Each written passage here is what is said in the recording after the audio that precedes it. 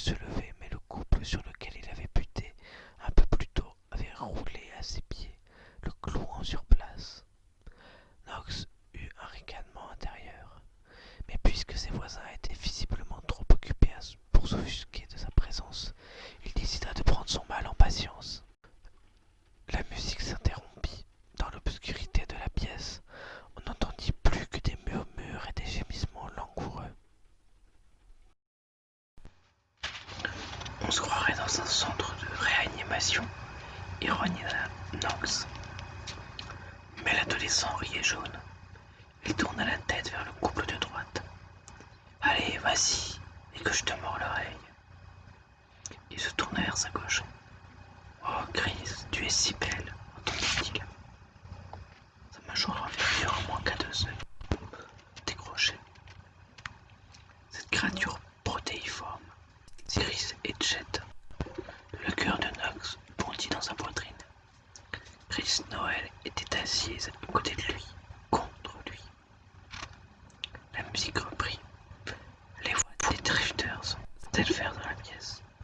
Knox sentait la tête lui tourner. De son nez, les deux adolescents s'embrassaient avec une fougue juvénile. Knox contempla la nuque de la jeune fille, la naissance de ses cheveux, son profil délicat, la courbure de son sang. Il évita d'un trait le reste de son verre et s'obligeait à détourner le regard. Mais Chris pesait de plus en plus contre son épaule. Le visage crispé par une telle grimace, Knox luttait de toutes ses forces contre la tentation. Et il sentait bien qu'il était en train de perdre la bataille. Il se tourna à nouveau vers Chris. Ses sens venaient de l'emporter. Carpe poitrinam, dit-il à haute voix, fermant les yeux. Profite du sang présent. Hein, fit Chris à l'adresse de Chet. J'ai rien dit, répondit celui-ci. Ils reprirent leur baiser là où ils l'avaient laissé. La main gauche de Knox, comme mue par une force magnétique irrépressible, s'allongea lentement vers la jeune fille. Ses doigts tremblants effleurèrent la nuque blonde avant de descendre vers son sein. Knox rejeta la tête en arrière contre le coussin et, les yeux clos, savoura la douce chaleur de sa bien-aimée. Croyant à un raffinement sensuel de Chet, la jeune fille accueillit cette nouvelle caresse avec enchantement. Oh, Chet, murmura-t-elle, pompant légèrement la poitrine. Comme c'est bon. Oui, fit Chet, surpris. Quoi donc? Tu sais bien. Knox retira sa main. Chet s'empara à nouveau des lèvres de Chris. Continue, Chet. Continue quoi? Chet. Les doigts de Knox se posèrent à nouveau sur le cou de la jeune fille, puis dessinèrent de lentes arabesques en direction de son sein. Chris exhala un long gémissement de plaisir. Chet s'écarta un peu, surpris par la réaction de sa partenaire, puis renonça à comprendre. Knox respirait profondément. La musique semblait s'amplifier dans sa tête. Ses doigts s'enhardirent et se refermèrent le sein ferme de Chris. Knox sombrait doucement dans l'extase. Son verre de whisky lui échappa. Mais soudain sa main fut prise dans un étau de fer, tandis qu'une lampe s'allumait sur la commode voisine. Clignant les yeux, Knox se retrouva face à face avec Chet et Chris. Chris semblait interloqué. Quant à Chet, le rictus sur son visage ne laissait aucun doute sur ses sentiments. Qu'est-ce que Dieu vous, aboya-t-il. Knox, fit Chris en mettant sa main en visière. Chet, Chris, s'écria Knox, feignant une totale naïveté. Qu'est-ce que vous faites ici? Espèce de... Chet poussa un grognement et écrasa son poing sur la figure de Knox, l'attrapant par le revers de sa chemise. Il se cala de son siège et l'envoya rouler par terre avant de se jeter sur lui pour l'immobilisation. L'immobiliser le dos au tapis. Le footballeur lui martela alors le visage d'une volée de coups que Knox tentait vainement de parer. Sale connard! Chris tenta d'intervenir. Arrête, tu vas lui faire mal, il saigne. Les poings de Chet s'abattaient avec la régularité d'un métronome. Gauche, droite, gauche, droite. J'arrête, il n'a rien fait de mal. Elle le tira en arrière sur les épaules. Il se releva, fixant toujours l'adversaire d'un œil mou. Knox roula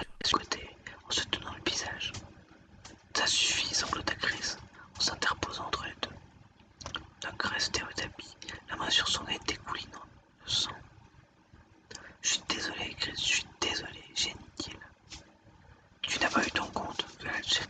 Tu en veux encore? Allez, fous-moi le camp. Chet fit mine de s'élancer à nouveau, mais Chris et un ami le retinrent par le bras. D'autres escortèrent Knox hors de la pièce, titubant en direction de la cuisine. Knox cria dernière fois par-dessus son épaule. Je suis désolé, Chris. Si jamais je te revois, je te crève, répliqua Chet en montrant les dents. Loin de se douter que l'un de ses membres se trouvait en si fâcheuse posture, le cercle des poètes disparus poursuivit sa séance.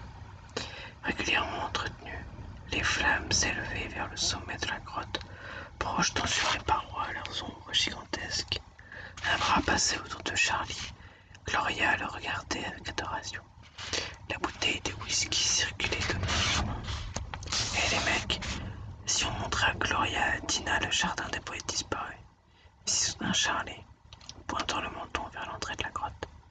Le jardin, renchérit Mix sans comprendre. Quel jardin? Renchérit Pitts. D'un regard furibond, Charlie leur imposa silence. Puis, plus sagace que ses camarades, il donna un coup de coude à Pitts qui comprit enfin. Ah oui, le jardin, fit-il d'un air entendu.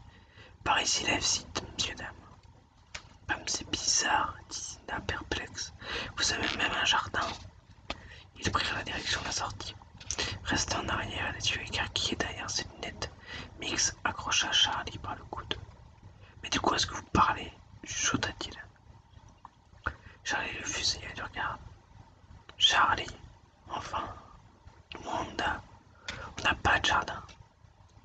Il revint à la rescousse et, d'une bourrade, propulsa Mix vers la sortie. Avance, idiot. Lorsqu'il se retrouva seul avec Gloria, Charlie se tourna vers la jeune fille en souriant.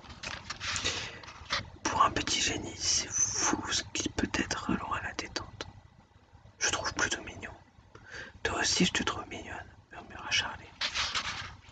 Il se pencha lentement pour l'embrasser, fermant à demi les paupières. Comme ses lèvres effleuraient celles de Gloria, la jeune fille se leva. Tu sais ce qui me plaît vraiment chez toi? Un peu contrarié par ce contretemps, Charlie leva les yeux vers la voûte. Non, quoi donc? Tous les types que je rencontre d'habitude ne pensent qu'à une chose. Enfin, tu vois ce que je veux dire. Mais toi, tu es différent. Vraiment? Oui, n'importe quel autre type m'aurait déjà sauté dessus. Dis-moi encore un poème. Mais, s'il te plaît, c'est tellement formidable d'être aimé pour ce qu'on est vraiment. Charlie passa une main sur son visage. Gloria se tourna vers lui. Wanda, s'il te plaît. C'est bon, laisse-moi réfléchir. Il se tut un moment, puis récita. À la sainte union des âmes, je n'admets point d'obstacle, amour n'est pas amour. S'il varie en voyant varier notre flamme, non plus que délaissé s'il délaisse à son tour. Gloria roucoula de plaisir. N'arrête pas surtout. Charlie continua, les gémissements de Gloria résonnèrent dans la grotte. Oh non, c'est une marque à jamais établie. Témoin de la tempête, il n'est point ébranlé. C'est l'astre où toute barque errante se rallie. On en prend la hauteur, ignorant son effet. C'est encore meilleur que de faire l'amour, s'exclama Gloria. C'est l'amour avec un A majuscule. Charlie leva les yeux au ciel, mais se résigna à réciter des poèmes jusqu'à une heure avancée de la nuit. Le lendemain matin, tout le collège fut convoqué dans la chapelle de Walton. Un brouhaha de chuchotements et de ponts déplacés sur les dalles emplissait la voûte à mesure que les élèves prenaient place par petits groupes, échangeant des commentaires sur le bulletin de la semaine. Knox Overstreet se tassa sur son siège, s'efforçant de dissimuler son visage tuméfié. Quant aux autres membres du cercle des poètes, leurs traits tirés trahissaient leur manque de sommeil. Étouffant un bâillement dans son poing fermé, Pitts tendit une petite mallette à Charlie. « C'est prêt, murmura-t-il. Charlie le remercia d'un hochement de tête. Le doyen fit son apparition dans la chapelle. Un silence tendu s'abattit subitement. Les exemplaires du bulletin disparurent comme par enchantement. M. Nolan gagna l'estrade d'un pas déterminé et d'un geste rapide de la main ordonna à l'assistance de s'asseoir. Il s'éclaircit la voix d'une toux rauque. Messieurs, commença-t-il avec une gravité combinatoire. Il est paru notre bulletin hebdomadaire, un article non autorisé et de nature blasphématoire en faveur de la mixité à Walton. Plutôt que de prendre un temps précieux à mener une enquête pour démasquer les coupables, et je vous prie de croire qu'ils ne m'échapperont pas, je demande à tous les élèves qui auraient connaissance de cette affaire de se lever ici et maintenant. Quels que soient les responsables de cette abjection, leur seule et unique chance d'éviter l'expulsion est de parler tout de suite. Sa tirade prononcée, Nolan balaya l'assemblée du regard, scrutant les visages, attendant une réponse. Les garçons restèrent de marbre, baissèrent la tête. Soudain, déchirant ce silence écrasant, une sonnerie de téléphone vibra dans la nef. À un moment, les têtes se tournèrent de tous les côtés, tâchant d'identifier la provenance d'un bruit si incongru en ces lieux. La consternation générale. Charlie se leva et sortit de sa mallette un poste de téléphone dont il décrocha le combiné. « Allô, ici le collège Walton, dit-il à voix haute. Oui, il est là, un moment, je vous prie. Je vous le passe. Monsieur Nolan, c'est pour vous. Avec une obséquiosité ostentatoire, Knox tendit le combiné en direction du doyen. Le visage de monsieur Nolan vira au pourpre. Pardon. C'est Dieu à l'appareil. Il dit que les filles devraient être admises à Walton. Une explosion de rire secoua les vieilles hier de la chapelle qui n'avaient jamais connu, dès leur front, à l'autorité suprême du collège. Un moment décontenancé, le doyen ne fut pas long à se ressaisir. Monsieur Dalton, dans mon bureau sur le champ, ordonna-t-il d'une voix sèche avant de quitter les lieux, drapé dans un noir cou. Charlie n'eut guère le loisir de savourer son triomphe. Il se retrouva bientôt en garde-à-vous dans le bureau du doyen qui arpentait la pièce d'un parageur. « Effacez-moi ce rictus narquois, lança M. Nolan. Je veux les noms de vos complices. J'ai agi seul, monsieur. Je corrige les épreuves du bulletin. Remplacez l'article de Bob Crane par le mien et d'un jeune enfant. Monsieur Dalton, continua M. Nolan, si vous croyez être le seul qui essaye de se faire renvoyer de Walton, détrompez-vous. D'autres ont caressé cet espoir et ont échoué aussi sûrement que vous allez échouer. Prenez la position, monsieur Dalton. Charlie obéit. Il écarta les pieds et se courba en avant, les mains reposant sur le dossier d'un fauteuil. Ses yeux se fixèrent sur les cannelures du bois. Monsieur Nolan sortit d'un placard une lourde baguette en bois qu'on avait percée de trous pour en augmenter la pénétration dans l'air. Le doyen ôta sa veste, retroussa ses manches et se plaça derrière Charlie légèrement sur le côté. Le parquet craqua tandis qu'il prenait solidement appui sur ses jambes. Comptez à voix haute, monsieur Dalton.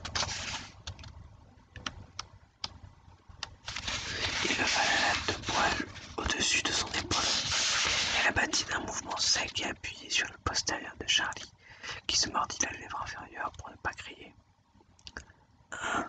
Parvint-il à articuler. Nolan asséna le second coup en y mettant plus de poids encore. Charlie ferma les yeux. 2. Le doyen exécuta la sentence. Charlie compta les coups. À partir du 4e, sa voix se fit à peine audible, tandis que son visage grimaçait de douleur.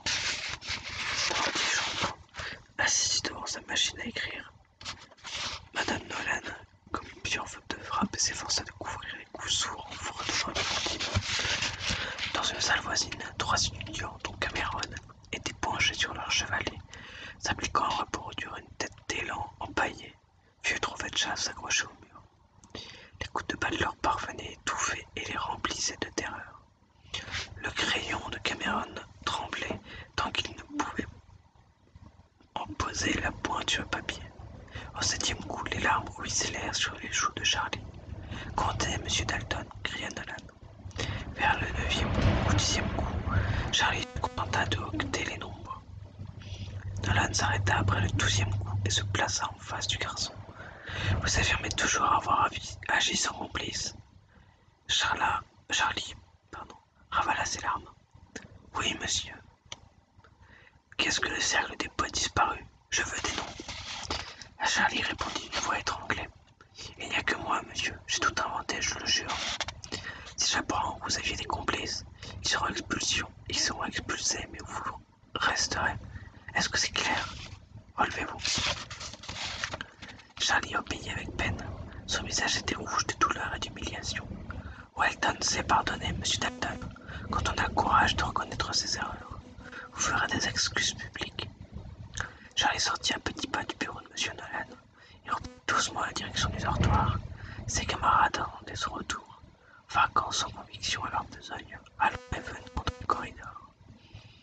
Quand Charlie apparut dans le vestibule, ils regagnèrent leur chambre et affectèrent d'être plongés dans leurs devoirs. Charlie marchait lentement, les yeux baissés, s'efforçant de masquer sa douleur. Comme il n'arrivait à la hauteur de sa chambre, Neil, Todd, Knox, Pitts et Mix firent cercle autour de lui, s'inquiétant de son air abattu. Qu'est-ce qui s'est passé? S'enquit Neil. Tu es viré? Non, répondit Charlie, sans lever les yeux. Qu'est-ce qu'il t'a dit? Je suis censé dénoncer tout le monde, faire des excuses publiques et il passera l'éponge. Il ouvrit la porte de sa chambre et entra. Et alors, qu'est-ce que tu vas faire? Demanda Neil. Charlie. Neil, combien de fois faudra-t-il que de le répéter? Mon nom est Nwanda, dit-il crânement. Relevant alors la tête, Charlie leur présenta un visage qui exprimait le défi et orné de son habituel sourire goguenard. Puis il leur claqua la porte au nez. Les autres échangèrent des regards pleins de soulagement et d'admiration. Charlie était bien toujours le même. Le mauvais traitement qu'il venait de subir ne l'avait pas brisé. Plus tard dans l'après-midi, M. Nolan pénétra dans l'un des bâtiments de classe de Welton et emprunta un corridor qui menait à la salle de M. Keating. Il frappa sèchement à la porte et entra sans attendre la réponse. M. Keating et McAllister étaient en train de bavarder autour d'une tasse de café. Monsieur Keating, puis-je m'entretenir avec vous un moment, dit le doyen. Le professeur de latin ne demanda pas son reste. Je vous prie de m'excuser, murmura McAllister en quittant la salle. Nolan resta un moment silencieux, désireux de donner ainsi plus de poids à ce qu'il s'apprêtait à dire. Il promena son regard sur la salle et fit quelques pas entre les rangées de pupitres en effleurant le bois du bout des doigts. Vous savez que ce fut ma première classe, dit-il enfin, sur un ton engageant. J'ignorais que vous aviez enseigné ici. La littérature, bien avant vous. Et je puis vous assurer qu'y renoncer a été très pénible. Il marqua une pause puis regarda M. Keating droit dans les yeux. La rumeur me parvient, John, que vous appliquiez des méthodes peu orthodoxes dans cette classe. Je ne prétends pas qu'elles sont à l'origine de l'incartade imbécile de ce Dalton, ni même qu'elles entretiennent une quelconque relation avec, mais je crois devoir vous avertir que les enfants de son âge sont très impressionnables. Le châtiment que vous lui avez infligé n'aura pas manqué de lui faire une grosse impression. Nolan haussa les sourcils, mesurant l'insolence de cette remarque. Il préféra passer outre. Que faisiez-vous l'autre jour dans la cour? Demanda-t-il. Dans la cour? Oui, fit Nolan, avec un geste d'impatience. Cette marche militaire, ces battements de main. Oh ça, c'était un exercice visant à démontrer les dangers du conformisme. John, nous avons mis au point un système pédagogique à Welton. Il a fait ses preuves, il fonctionne. Si vous, le professeur, vous le remettez en question, alors il n'y a plus de garde-fou. J'ai toujours cru qu'une bonne éducation devait enseigner aux élèves à penser par eux-mêmes.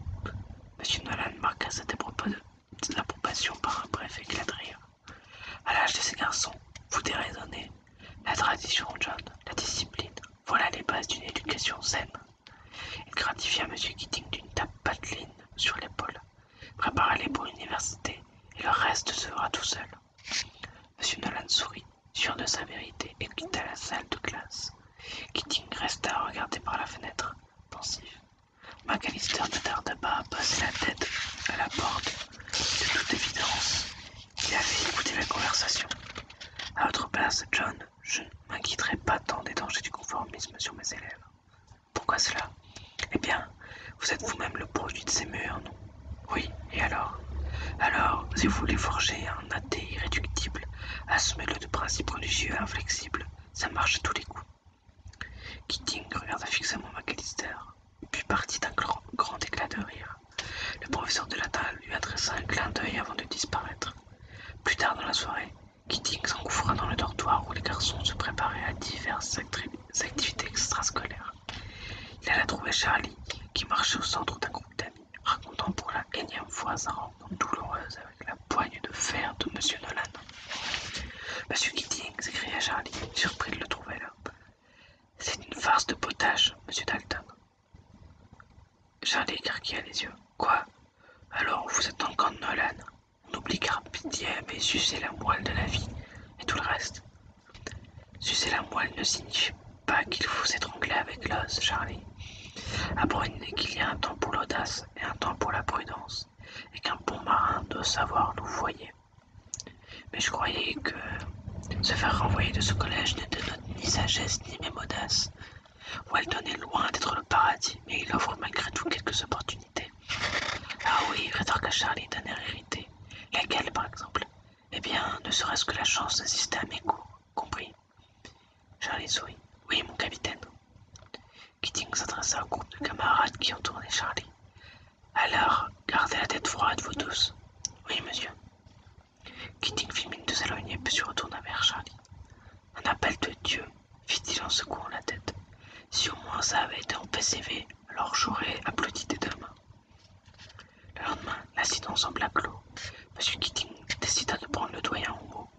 Au commencement de son cours suivant, il écrivit en lettres majuscules sur le tableau noir le mot université. Messieurs, commença-t-il, nous allons aborder aujourd'hui une spécialité qu'il vous faudra maîtriser si vous voulez réussir à l'université. Je parlais de l'analyse de livres que vous n'avez pas lus. La classe éclata de rire. L'université, continua Keating, va probablement mettre à rude épreuve votre amour pour la poésie. Des heures d'analyse fastidieuses et de dissection stérile en viendront certainement à bout. L'université va en outre vous exposer à toutes sortes de littérature, dans leur grande majorité des chefs-d'œuvre incontournables que vous devrez ingurgiter et absorber, mais pour une bonne part aussi de rebuts nauséeux qu'il vous faudra fuir comme la peste. Keating posa un pied sur sa chaise et un coude sur sa cuisse. Imaginons que vous ayez choisi de suivre un cours sur le roman moderne. Pendant toute l'année, vous avez lu et étudié des chefs-d'œuvre comme le Père Goriot de Balzac ou Père et Fils de Tourguenieff. Mais voilà que le jour de l'examen final, vous découvrez avec stupeur que le sujet de la dissertation est le thème de l'amour paternel dans La Jeune Ambitieuse, un roman, le terme est généreux, dont l'auteur n'est autre que votre distingué professeur. Keating leva un sourcil, s'assurant qu'il avait l'attention de tous, puis continua. Vous parcourez les 3 premières pages et vous vous rendez compte que vous préféreriez vous engager dans la marine plutôt que de perdre un temps précieux à vous polluer la cervelle avec cette immondice. Qu'allez-vous faire? Vous décourager? Ramasser un 0 pointé? Surtout pas, car vous êtes préparé. Monsieur Keating se mit à déambuler dans la classe. Vous retournez à votre jeune ambitieuse, passez-moi l'expression, et vous apprenez en lisant la 4e de couverture que c'est l'histoire d'un certain Frank, vendeur de matériel agricole qui se saigne aux 4 veines pour offrir à sa fille, Christine, une entrée dans le grand monde qu'elle désire par-dessus tout. Vous en savez assez, commencez par récuser la nécessité de résumer l'action, tout en distillant suffisamment pour faire croire à votre professeur que vous avez lu son livre. Enchaînez par une phrase pompeuse et passe-partout du genre. On notera avec intérêt qu'il est possible d'établir un parallèle éclairant entre la vision de l'amour paternel de l'auteur et les théories freudiennes. Christine est Électre, son père est Oedipe. Enfin, ajoutez une pincée d'hermétisme et d'érudition. Par exemple, on notera avec intérêt qu'il est possible d'établir un parallèle entre ce roman et l'œuvre du célèbre philosophe hindou Avesh Raesh. Non, Raesh. Non. Raesh, non. Pardon. A décrit sans complaisance des enfants qui abandonnent leurs parents au profit de ce qu'ils nomment l'hydre à 3 têtes, une trilogie formée par l'ambition, l'argent et la réussite sociale. Développer les théories de Raeshnan sur la façon dont il se nourrit le monstre.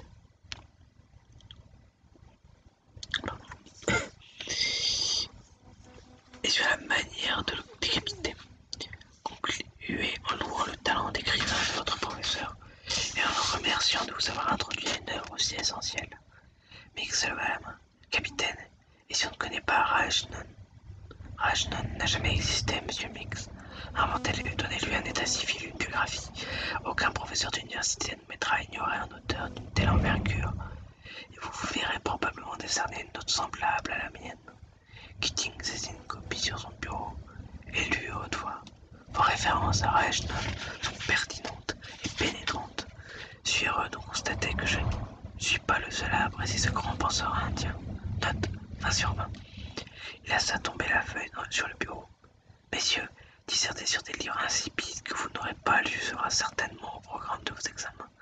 Aussi, je vous recommande de vous y entraîner. Passons à présent aux astuces qu'il vous faut connaître pour réussir un examen universitaire. Prenez vos cahiers et un crayon, messieurs.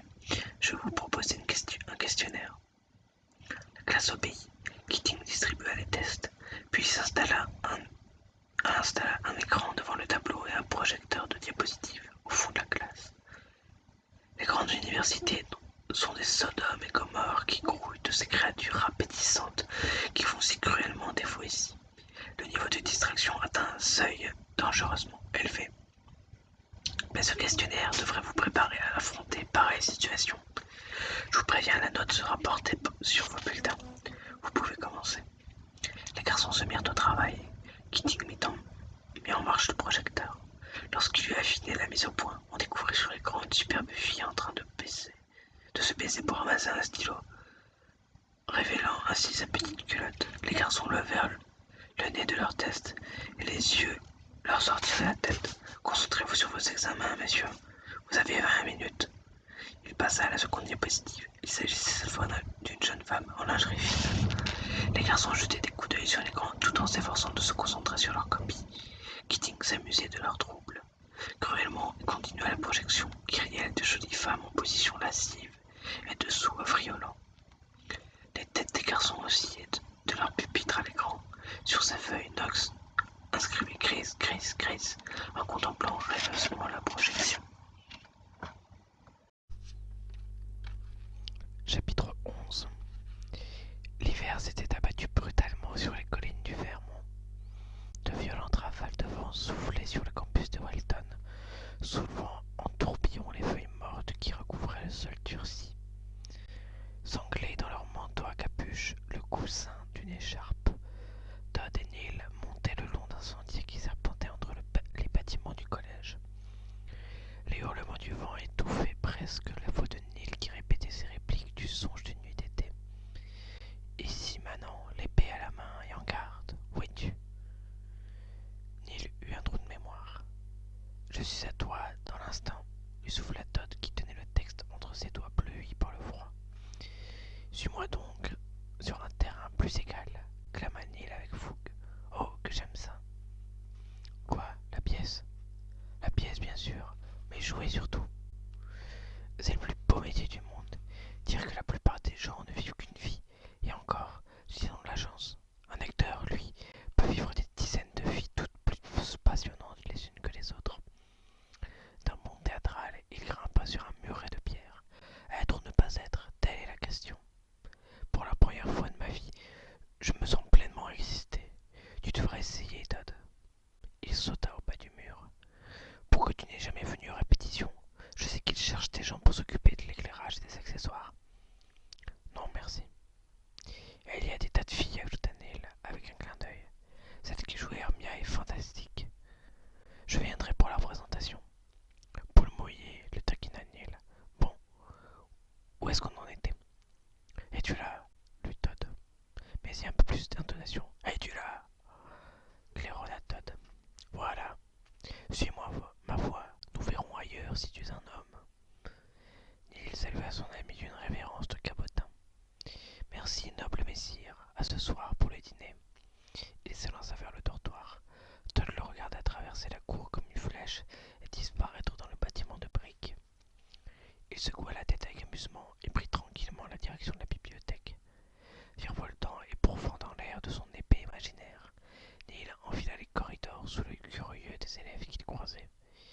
Du pied, il poussa la porte de sa chambre et s'y engouffra en mimant une estocade finale. L'adolescent se figea soudain. Son père l'attendait assis à sa table. Le visage de Neil se vida de son sang. « Père !»« Neil, tu vas laisser tomber cette farce ridicule, » dit M. Perry. « Père, je... » M. Perry se dressa de toute sa hauteur et frappa du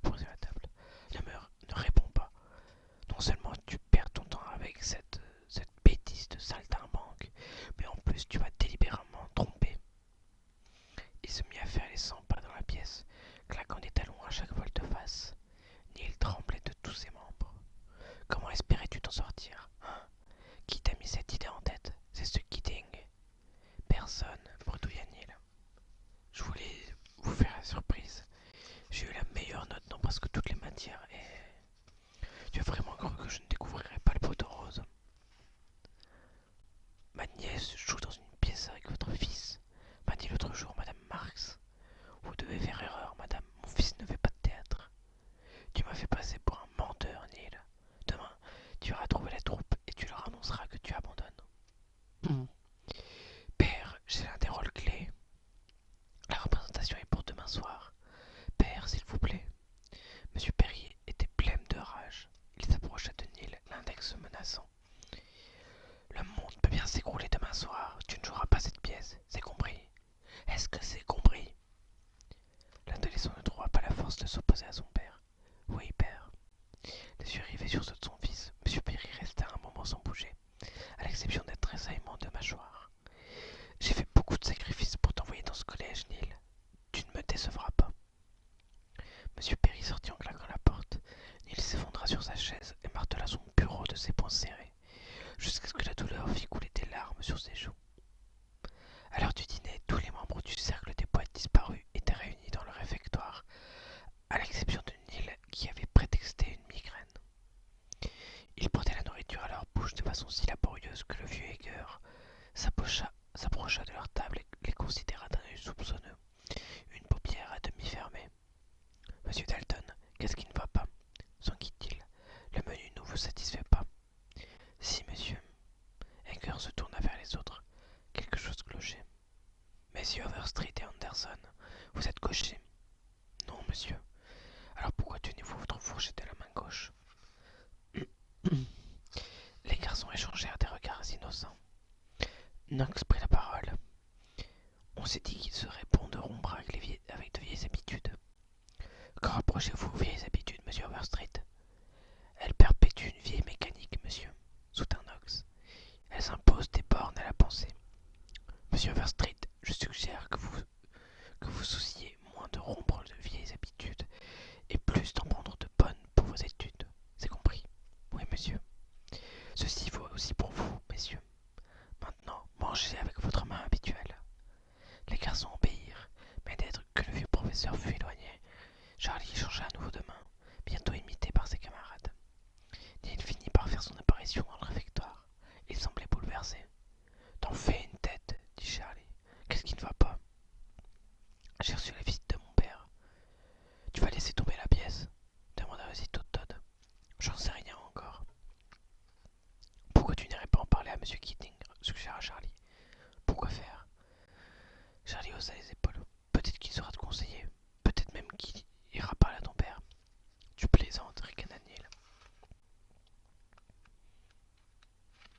Malgré les objections de Neil, ses camarades insistèrent tant et si bien, affirmant que M. Keating pourrait l'aider à résoudre son problème. Qu'après le dîner, ils gagnèrent ensemble le quartier des professeurs, au deuxième étage du dortoir. Todd, Pitts et Neil restèrent sur la marche palière de l'escalier. Charlie alla frapper à la porte. C'est grotesque, protesta Neil. C'est mieux que rien, répondit Charlie. Il frappa à nouveau, mais la porte resta close. Il n'est pas là, allons-nous-en. Charlie actionna la poignée et ouvrit la porte. Attendons-le à l'intérieur, dit-il en pénétrant dans la pièce. Charlie, Nwanda, l'appelèrent les autres. Sors de là, reviens.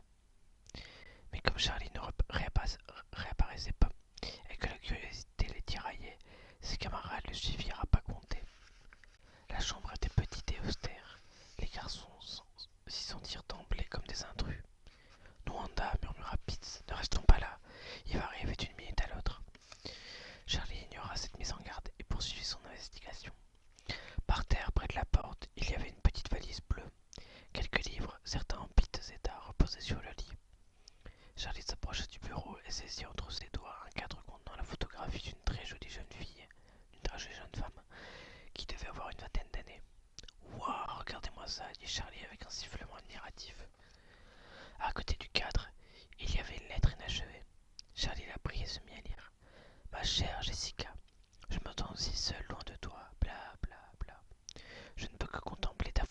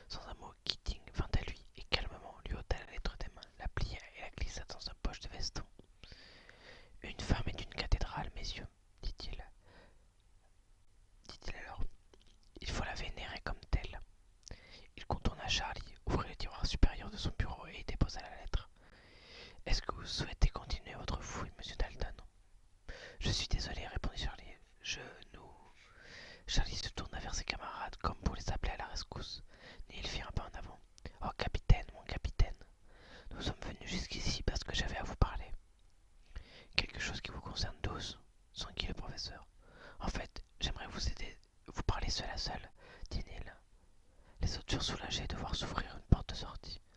Il faut que j'aille bosser ma chimie, dit Pitts. Les autres approuvèrent du bonnet.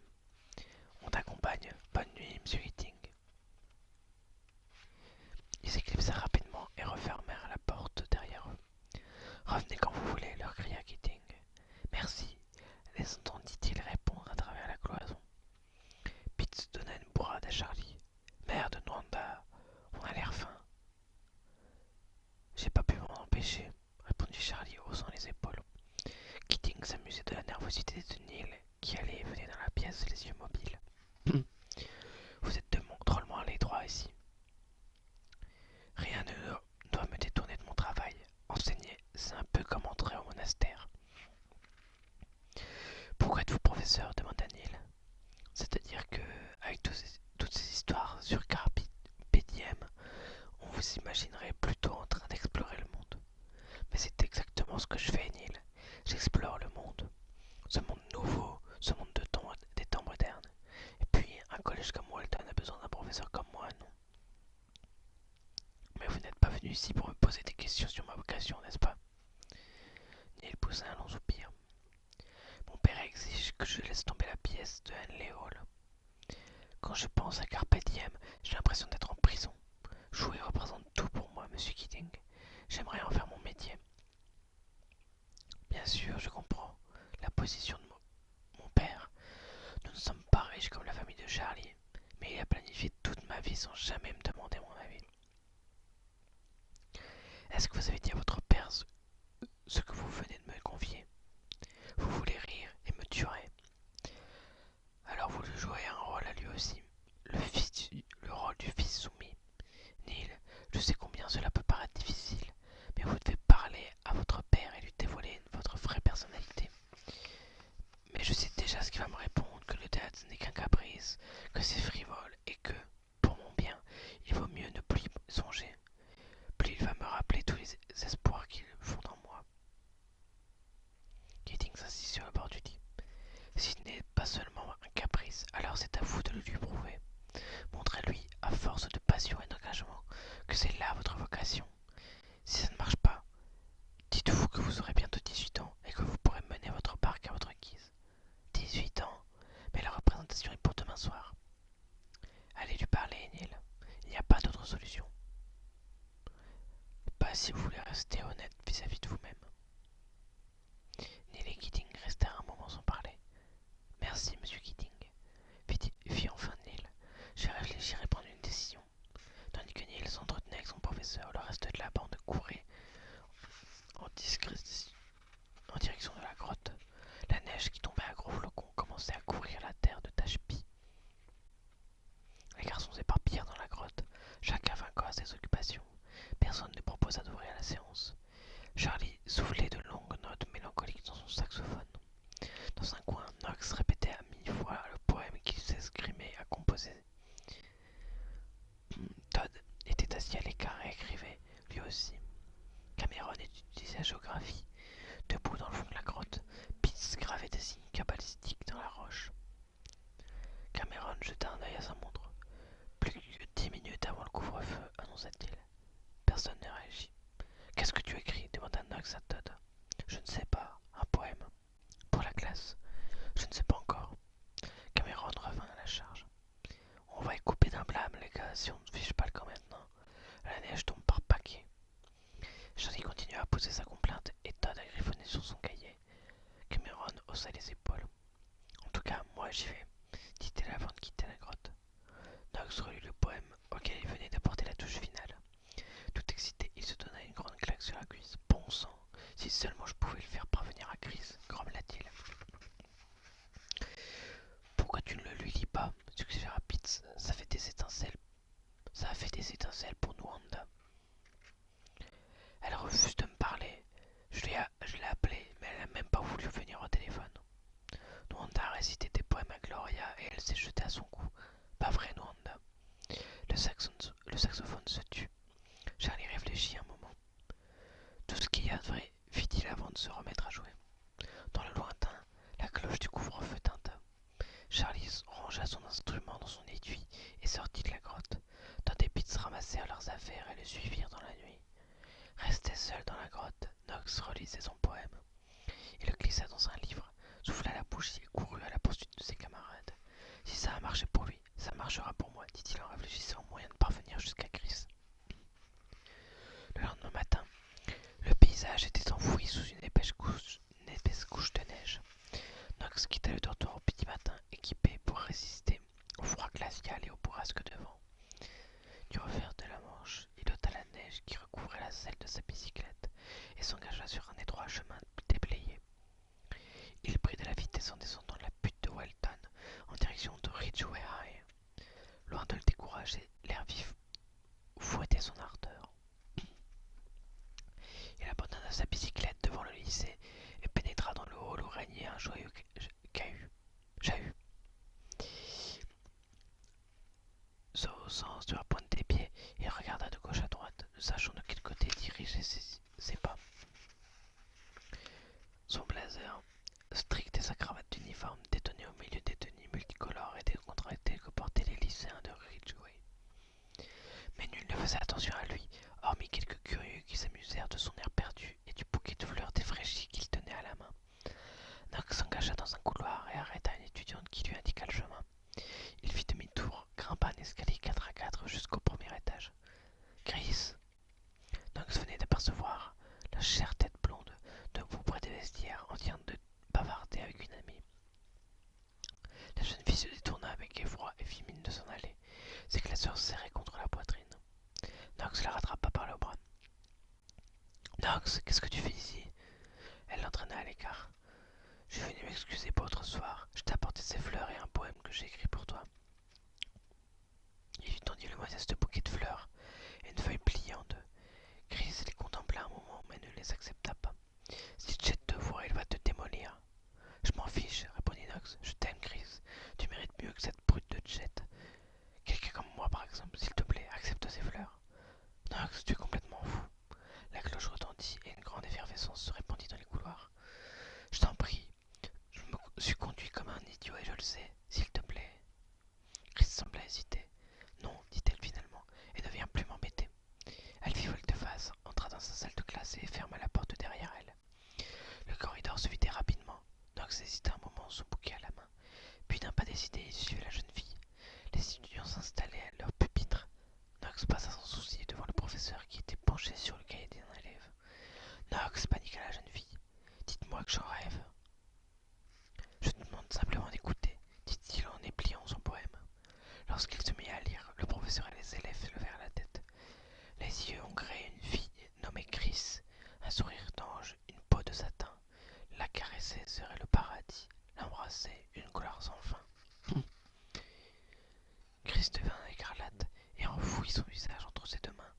Ses amis écoutaient en pouffant de rire ou en échangeant des regards amusés. Knox se laissa pas rebuter.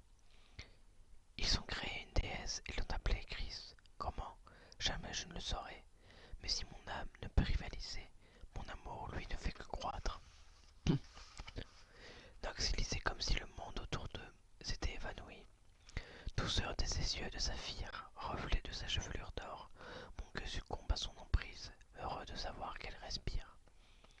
Knox baisa sa feuille et regarda longuement Chris qui, le visage en feu, l'observait entre les interstices de ses doigts. Elle posa les fleurs et le poème sur son pupitre. Je t'aime, Chris. Chapitre 12. Knox quitta Ridgeway High au pas de course et pédala sans relâche jusqu'à Welton, courbé sur sa bicyclette pour mieux lutter contre le vent et la neige. Sur le campus, le cours de M. Keating touchait à sa fin. Les élèves formaient une grappe animée autour du bureau de leur professeur qui les faisait rire à gorge déployée, alors lisant des extraits des aventures de M. Pickwick. La cloche sonna. C'est tout pour aujourd'hui, messieurs, dit Keating en refermant le livre d'un mouvement sec du poignet. Plusieurs garçons râlèrent à l'idée d'aller en classe de latin. Neil, appela Keating, je peux vous parler. Les autres rassemblèrent leurs affaires et gagnèrent le couloir par petits groupes. M. Keating attendit qu'ils fussent tous sortis pour interroger son élève. Qu'a dit votre père?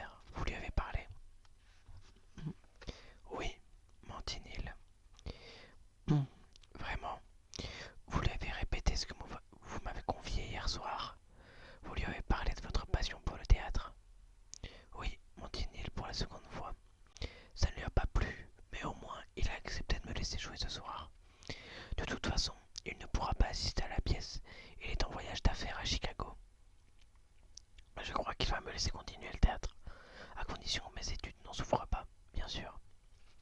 L'adolescent évitait soigneusement le regard de son professeur. Son mensonge résonnait si fort dans sa conscience qu'il n'entendit pas ce que lui disait Keating. Il prit ses livres sous le bras et prétendit ne pas vouloir se mettre en retard pour le cours suivant. Un instant déconcerté, Keating le regarda quitter la salle en courant. De retour dans l'enceinte du collège, Knox appuya sa bicyclette contre le mur des cuisines, derrière le bâtiment principal, et s'engouffra à l'intérieur, gelé jusqu'aux os, mais triomphant. Il fit une brève halte pour se régaler de la chaleur odorante des fourneaux et, sous l'œil conciliant d'un marmiton, chaparda au passage un petit pain encore fumant. Puis il escalada l'escalier à grandes enjambées afin de ne pas manquer le début du cours suivant. Au tournant d'un corridor, il tomba nez à nez avec ses camarades. « Alors, raconte, l'accueillit Charlie. Tu lui as lu le poème ?»« Oui, sourit Knox, avalant sa dernière bouchée de pain. Pitts le félicita d'une solide claque dans le dos. « Qu'est-ce qu'elle a dit ?»« Je ne sais pas, » répondit Knox. « Comment ça, tu ne sais pas ?» Knox tenta de leur fausser compagnie, mais le cercle se referma sur lui. Ils le poussèrent dans une salle de classe inoccupée.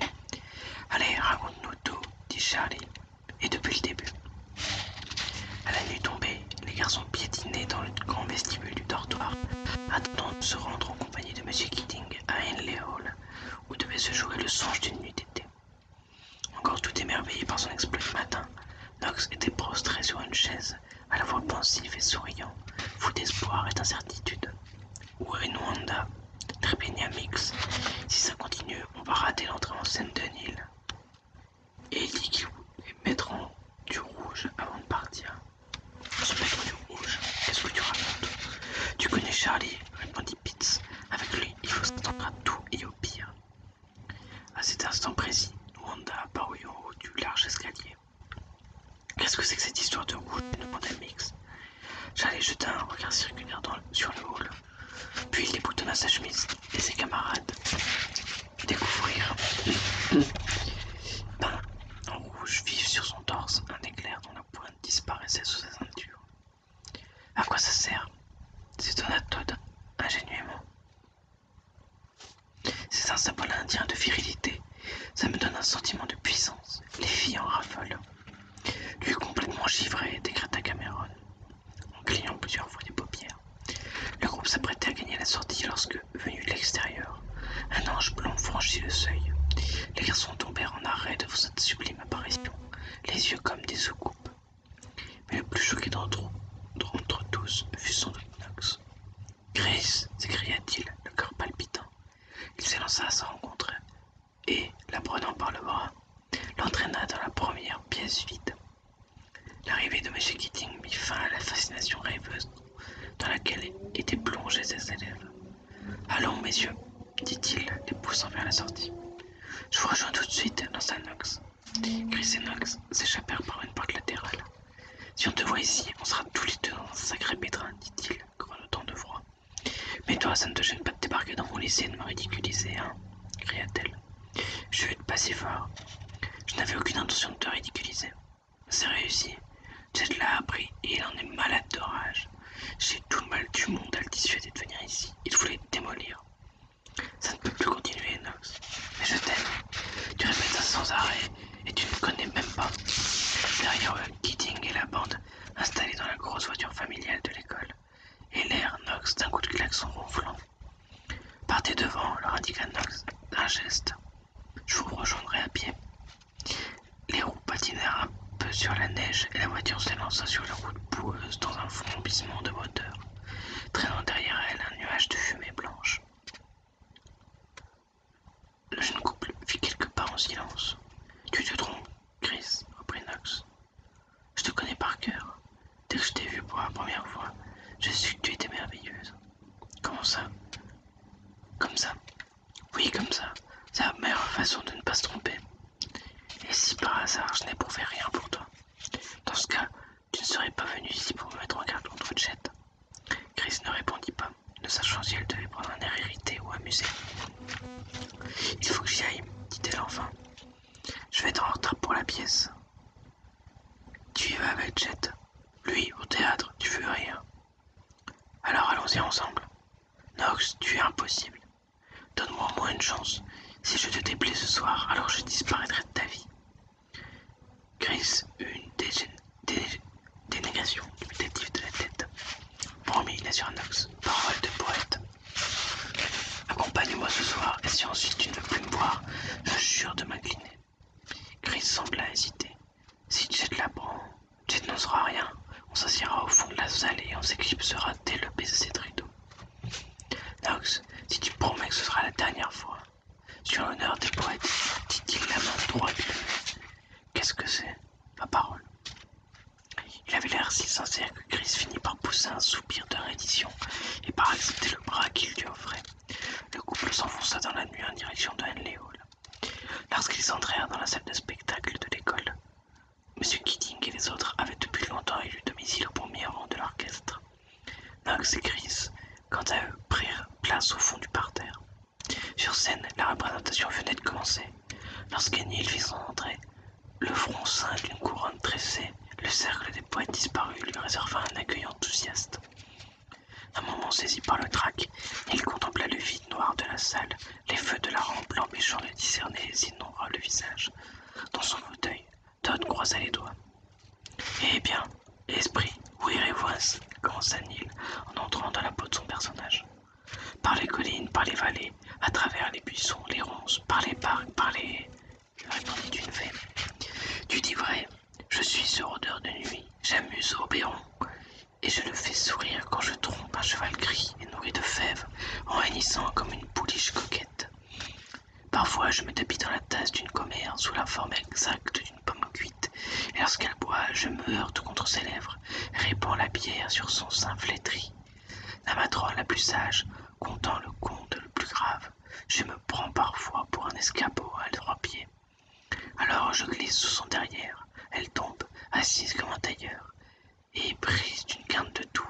Et alors l'assemblée de se tenir les côtes et de bouffer de joie et d'éternuer, et de jurer que jamais on n'a passé de plus gai moment. Neil avait su d'emblée captiver l'attention du public qui riait de ses facéties et de son insolence. Les vers coulaient de sa bouche avec aisance, ses mimiques donnaient corps aux mots, tour à tour, bouffon et railleur, il était Puck. Dans la salle, ses amis le suivaient avec admiration. Par superstition, Todd articulait en silence les répliques, enfoncé dans son fauteuil. Il est bon, il est vraiment excellent, chuchota Charlie à l'adresse de M. Keating. Le professeur lui signifia son approbation d'un pouce levé, le poing fermé.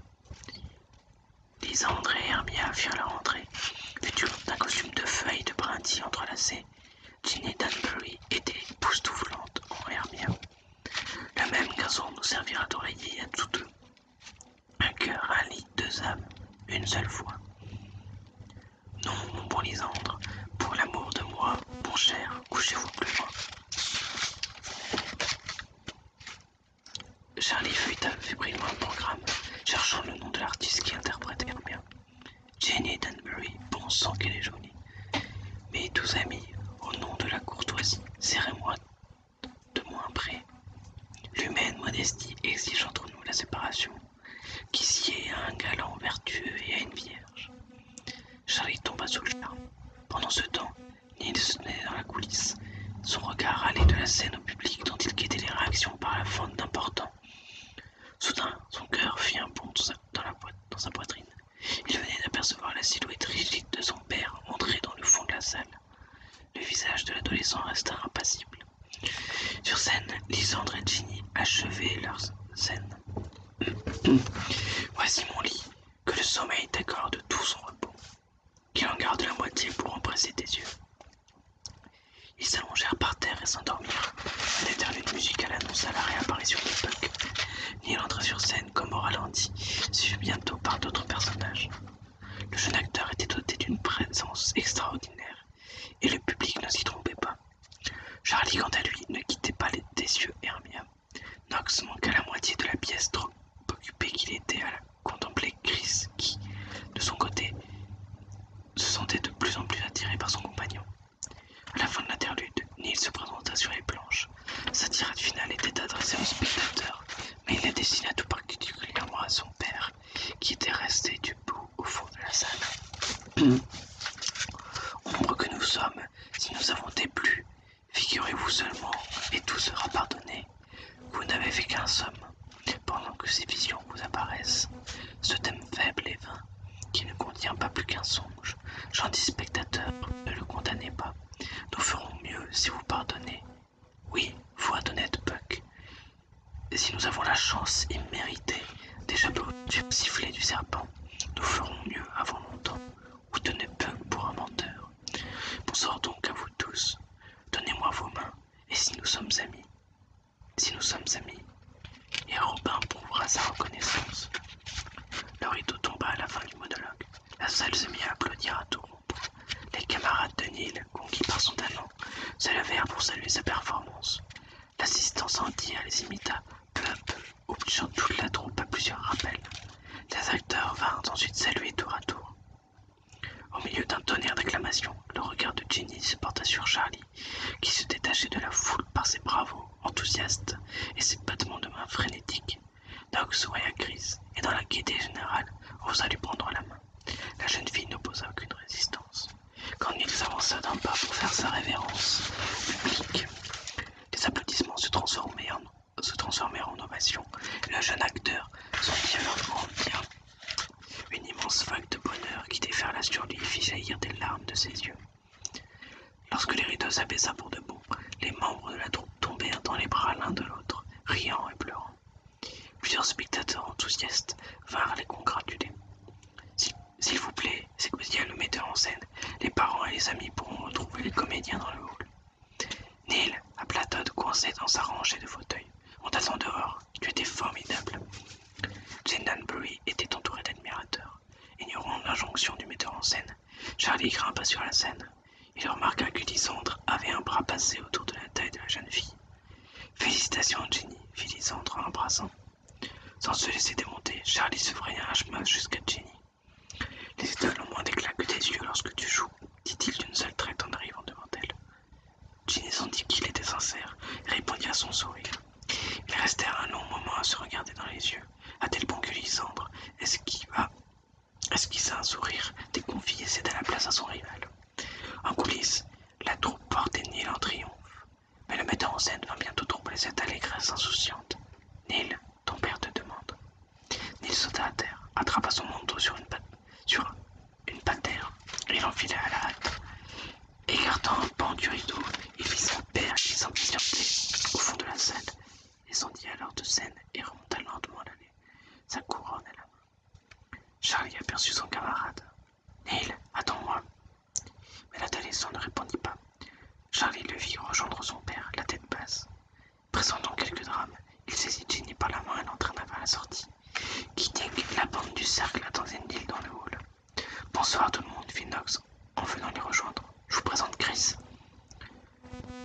On a beaucoup entendu parler de vous, s'écria Mix, jovial derrière ses lunettes. Enfin, je veux dire. Sous le regard noir de Knox, il se perdit en bredouillements inintelligibles. Soudain, les portes battantes s'ouvrirent encore et livrèrent passage à M. Perry, qui escortait son fils comme un prisonnier. Charlie et Ginny marchaient sur leurs talons. Au passage des spectateurs félicités, le jeune comédien qui leur répondait à peine. Perdu dans la foule, Todd essaya d'atteindre son ami. « Neil !» cria-t-il. « Neil, c'était génial !»« Allez, viens, on va tous fêter ça, dit Knox. Neil leva les yeux vers eux. « Pas la peine, répondit-il d'une voix blanche. M. Keating fondit la foule et posa les deux mains sur les épaules de son brillant élève.